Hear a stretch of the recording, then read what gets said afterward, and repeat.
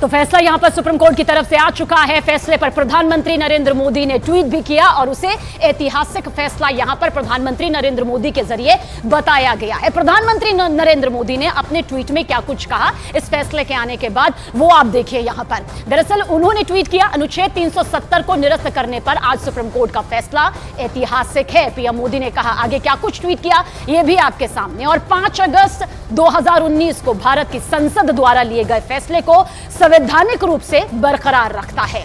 ये जम्मू कश्मीर और लद्दाख में हमारी बहनों और भाइयों के लिए आशा, प्रगति और एकता की शानदार घोषणा है। न्यायालय ने अपने गहन ज्ञान से एकता के मूल सार को मजबूत किया है, जिस पर भारतीयों को खुशी हो रही है। मैं जम्मू कश्मीर और लद्दाख के लोगों को आश्वस्त करना चाहता हूं कि आपके सपनों को पूरा करने के लिए हमारी प्रतिबद्धता अटूट है। हम ये सुनिश्चित करने के लिए प्रतिबद्ध हैं कि प्रगति का लाभ न केवल आप तक पहुंचे, बल्कि इसका लाभ हमारे समाज के सबसे कमजोर और हाशिए पर रहने वाले वर्गों तक भी पहुंचे, जो अनुच्छेद 370 के कारण पीड़ित थे। आज का फैसला सिर्फ कानूनी फैसला नहीं है, यह आशा की किरण है, उज्जवल भविष्य का वादा है और एक मजबूत, अधिक एकजुट भारत के निर्माण के हमारे सामूहिक संकल्प का प्रमाण है। यह प्रधानमंत्री नरेंद्र मोदी का ट्वीट आया जब सुप्रीम कोर्ट ने अपना फैसला यहां पर सुनाया। देखिए, 370 पर सुप्रीम कोर्ट के फैसले का श्रीनगर में भी लोग समर्थन कर रहे हैं। वहां लोगों का कहना है कि वो इस फैसले के सामने आने के बाद बेहद खुश हैं। सुप्रीम कोर्ट में फैसला आने वाला था, यूथ भी परेशान थी और लोग भी बहुत परेशान थे, तो खुदा ना खास कि ये वापस लिया जाए। बट शुक्र है ऊपर वाले का और मोदी जी के हम आभारी हैं, कर्म है, ये 370 बरकरार रह गया है। जो फैसला था सुप्रीम कोर्ट में, हम सुबह से परेशान थे कि कहीं इसको खत्म ना किया जाए, लेकिन हम शुक्र है, गुज़ार है अल्लाह ताला कि ये बरकरार रहा है। इस वजह से यूथ भी काफ़ी खुश है, डेवलपमेंट्स भी हो रही है, हर एक चीज़ फ़ायदे में हो रही है। इस वक्त कश्मीर में जितने भी लोग हैं, तकरीबन मेरे ख्याल से 99% लोग इस फैसले से खुशी होंगे कि ये तो आम से लेकर खास तक हर किसी की प्रतिक्रियाएं विशेष तौर पर आ रही हैं। तो वहीं गृह मंत्री अमित शाह ने भी ट्वीट किया और सुप्रीम कोर्ट के फैसले का स्वागत करते हुए कहा कि 370 हटने के बाद जम्मू कश्मीर में शांति बहाल हुई है। उनका ट्वीट इस वक्त आपके सामने।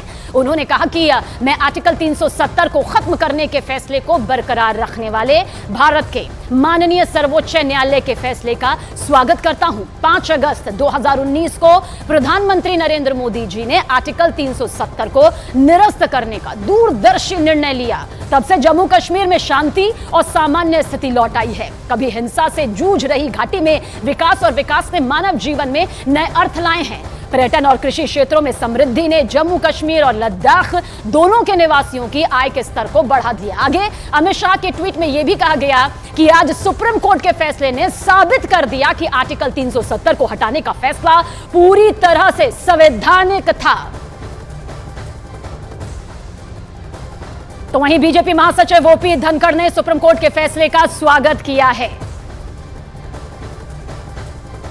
आर्टिकल 370 हटाकर केंद्र सरकार ने जिसको बहाल किया था, कुछ लोगों को इससे तकलीफ हो रही थी और सर्वोच्च न्यायालय गए थे, लेकिन आज सर्वोच्च न्यायालय का शानदार निर्णय आ गया है और इस निर्णय के माध्यम से उन्होंने बता दिया है कि आर्टिकल 370 हटाना ये केंद्र सरकार का अधिकार था और केंद्र सरकार ने इसको दमदारी के साथ हटाया है।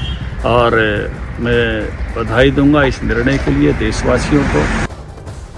तो सुप्रीम कोर्ट ने 370 हटाए जाने के फैसले पर मुहर लगाई तो जम्मू कश्मीर के सियासी हलके में सरगर्मी बढ़ गई और इसी कड़ी में उमर अब्दुल्ला ने विवादास्पद बयान भी दे डाला। उन्होंने ट्वीट किया, क्या ट्वीट किया ये आपको बताते हैं।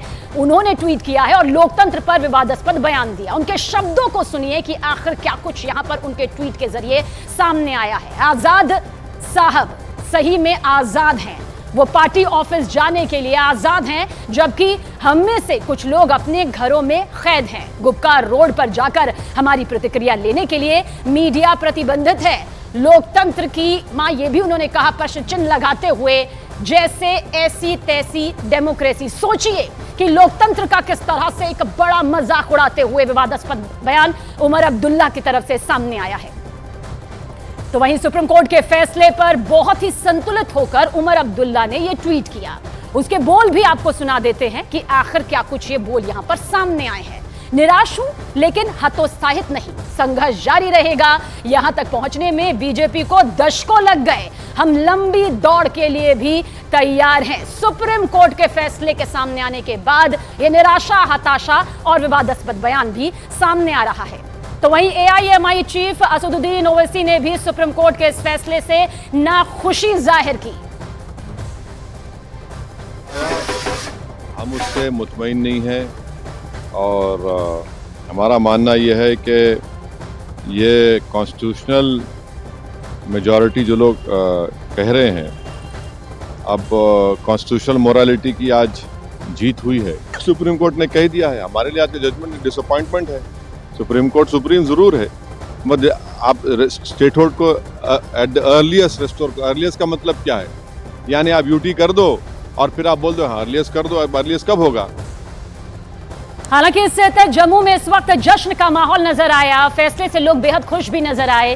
कह रहे हैं कि जम्मू कश्मीर के विकास को रोक कर रखा गया था और 370 हटने के बाद जो खुशहाली लौटी है वो आगे भी जारी रहने वाली है। सहयोगी कोमल की ये रिपोर्ट आप जरूर देखें। बहुत सारे ऐसे चेहरे हैं जो मायूस भी हुए होंगे, जो ये बात करते थे कि धारा 370 के हटने का फैसला गलत तरीके से लिया गया था। लेकिन आज ये जो फैसला ऐतिहासिक आया है, इसके बाद बहुत से जम्मू कश्मीर के लोग तो बहुत खुश हैं, लेकिन वो लोग जो इसके विरोध में थे वो यहाँ पर आज मायूस होते जरूर दिखे होंगे। इस तरीके से यहाँ पर जश्न जो है वो मनाया जा रहा है। तो यहाँ पे लोग आप देखिए किस तरीके से यहाँ पर आज जश्न का माहौल रहा, और हो भी क्यों ना, क्योंकि ये एक बहुत ऐतिहासिक फैसला जो है वो सुप्रीम कोर्ट का हुआ है, जिसका इंतजार बेसब्री से हर उस जम्मू कश्मीर के निवासी को था, जो चाहता था कि जम्मू कश्मीर के हित में फैसला हो। लेकिन आज विरोधियों के मुंह जरूर बंद हुए होंगे।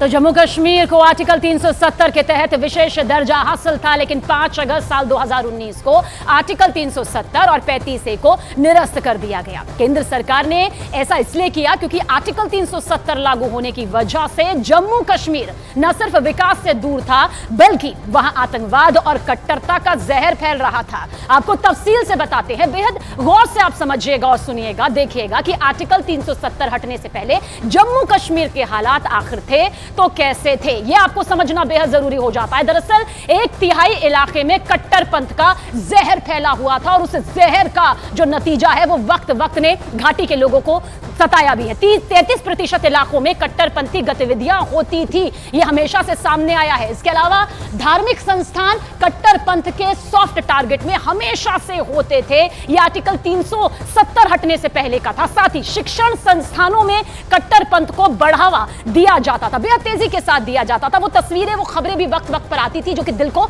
दहलाती थी। और साथ ही साथ जमात और बहावी विचारधारा बहुत तेजी के साथ फैलाई जा रही थी। कट्टरवादी विचारधारा के जरिए जहर घोला जा रहा था। साथ ही साथ बवाही विचारधारा के प्रसार के पीछे पाकिस्तान का हाथ भी सामने आता रहा और वो तस्वीर भी आर्टिकल 370 के हटने से पहले वक्त पर घाटी के लोगों को परेशान करती रही है। ये आर्टिकल 370 के हटने से पहले की स्थिति थी। हालांकि इसके बाद जब हटाया गया तो हालात बदले। वही कट्टरपंथी थी, विदेशी ताकतें भी इसमें शामिल थी, यानी जो साजिश सामने आती थी उसमें विदेशी ताकतों का हाथ भी सामने आता था। लगातार जिस तरह से मजहबी कट्टरपंथी चुनौतियां बढ़ रही थी, वो भी जम्मू और कश्मीर के विकास में, घाटी के विकास में एक बड़ा रोड़ा थी, एक बड़ी बाधा के तौर पर थी। और इतना ही नहीं, कट्टरपंथी संस्थाएं आतंक की पनाहगाह बनी हुई थी, ये कभी किसी से छिपा ही नहीं। इसी की वजह से विकास की राह ताकती घाटी कभी विकास देख नहीं पा रही थी। वहीं चंदे के नाम पर आतंकवाद को बड़ी फंडिंग होती थी और फंडिंग के खुलासे भी वक्त पर कई एजेंसियों ने किए हैं। साथ ही साथ कट्टरपंथी की संस्थाओं के जरिए युवाओं का ब्रेन वॉश किया जा रहा था, उन्हें धर्म के नाम पर अधर्म का रास्ता दिखाया जा रहा था, उन्हें आतंकवाद की तरफ धकेला जा रहा था। इसके अलावा TRF जैसी जो संस्थाएं थी वो लगातार बढ़ रही थी, इनका दायरा यहां पर लगातार फैलता जा रहा था, जो ये बताने के लिए काफी था कि कितना जरूरी था आर्टिकल 370 का यहां पर हटना, क्योंकि उसके हटने से पहले धार्मिक संस्थाओं से आतंक को खाद पानी मिल रहा था और ये इतना मजबूत खाद पानी मिल रहा था जो कि ये पूरा काला कारोबार जो आतंकवाद का है वो घाटी को दहला रहा था।